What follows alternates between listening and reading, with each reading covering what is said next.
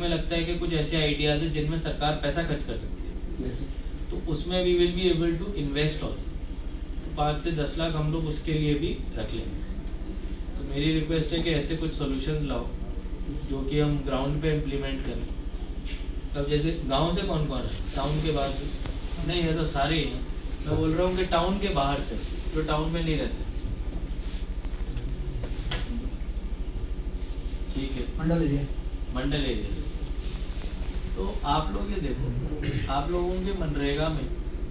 कोई भी काम का कोई भी अच्छा काम नहीं होता, सब जगह लोग दंगे देने में लगे रहते हैं।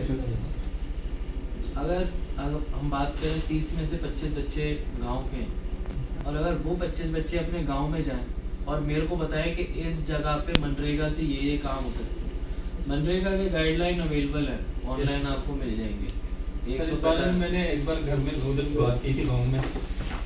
कि हम हमेशा जाते हैं, मतलब अपने गांव को छोड़ के, अपने गांव में इतनी गंदगी है, मतलब बहुत कुछ है कि हम उस चीज़ से, मैंने कहा हम अपने गांव को पूरी तरह साफ करें, अपने गांव को पूरे इतना अच्छा बनाए कि दिखने वाला। हम जाते हैं 1 किलोमीटर दूर गांव से, तो खेत में कहीं फालतू जगह पे डंगा है, किसी ऐसी जगह पे देंगे दंगे लोग। वो चीज़ मैंने पहले भी उधर पे बोलते नहीं यही स्कीम आ रही है फिर फिर वहाँ नहीं, आप लोग हमको डायरेक्ट बताओ और वहाँ पे हम अच्छे काम दिलवाएंगे, जिससे कि आपको भी लगेगा कि भाई मेरी वजह से ये चीज़ हो गई।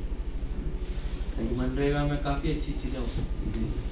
लोग करते नहीं, वो अलग बात नहीं सर। जब ऐसी स्कीम निकली, जैसे क्रिकेट पिच है, क्रिकेट पिच मनरेगा में नहीं बनती थी,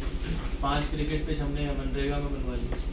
वो तो नहीं बनती थी पहले। तो आप कैसे हम स्कूल्स में भी हमें बताया जाता है उसके बारे में, फिर हम उसकी प्रॉपर ट्रेनिंग लेते हैं और फिर वहाँ से खुद को रिप्रेजेंट करने आगे आते हैं। तो मैं कहूँगा कि इस किस्म का यहाँ पे भी होना चाहिए, बिकॉज पर्सनली यहाँ पे एक इंस्टीट्यूट है ताइक्वांडो से रिलेटेड जो कि वो सिखाता है, वो एक प्राइवेट इंस्टीट्यूट है। तो मैं कहूँगा कि गवर्नमेंट को इसमें ये एडमिनिस्ट्रेशन को इन्वॉल्व होना चाहिए, उनसे इंटरेक्ट करना चाहिए और ये स्कूल लेवल पे लाना चाहिए। और स्पोर्ट्स में भी हमारे स्कूल लैग कर रहे हैं, बिकॉज जो लो लेवल पे स्कूल है, जहाँ से मैं आया था, मैं पलमार स्कूल में पढ़ता था, तो हाई स्कूल तक हमारे वहाँ पे स्पोर्ट्स का कुछ नहीं था। हम खुद अपने पीटी सर को पूछते थे कि हमें क्यों नहीं लिया जाता है डिफरेंट टूर्नामेंट्स में, वहाँ पे ये किश्तवाड़ में टूर्नामेंट्स हो रहे हैं तो हम क्यों नहीं जा रहे हैं। तो वहाँ पे उनका जवाब होता था कि टाइम निकल गया है, अब तुम क्या करोगे वहाँ पे जाके। तो सर ये हमारी बचपन से ही ये थिंकिंग अब बन चुकी है कि हम इसमें कुछ नहीं कर सकते। लेकिन अगर हम बचपन से ही बच्चे को बताएं कि आप स्पोर्ट्स खेलो, आप उसमें भी पार्टिसिपेट करो, ओवरऑल ऑलराउंड डेवलपमेंट कराएं, तो हो सकता है स्टडी में ना रह के वो स्पोर्ट्स में अच्छा कर ले, और अगर कोई स्टडी में अच्छा है तो वो दोनों में भी अच्छा कर सकता है। तो मैं ये भी कहूँगा कि हमें सबसे पहले अपने जो पीटी हैं, हमें जो दूर दराज के इलाके हैं वहाँ पे जो पीटी मास्टर्स हैं उनकी ये क्वालिफिकेशन रेजोल्यूशन और पॉइंट्स ऐड करने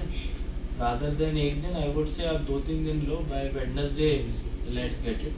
ताकि वो प्रॉपर बन जाए और आप थोड़ा उसमें अपना एफर्ट डाल सको सब लोग, है ना। और कोई पॉइंट किसी ने ऐड करना आपकी तरफ से, कैसा फैकल्टी की तरफ से? सबसे पहले तो मैं आप ही को थैंक यू करता हूँ कि आपने अपना कीमती टाइम सर हमारे साथ शेयर किया, और साथ साथ में सर ट्रूली कि हमको इतने मतलब आपने काबिल समझा और इतने बड़े इंस्टीट्यूट में हमको ट्रेनिंग करने के लिए भेजा। और सच में सर हमको भी खुद उधर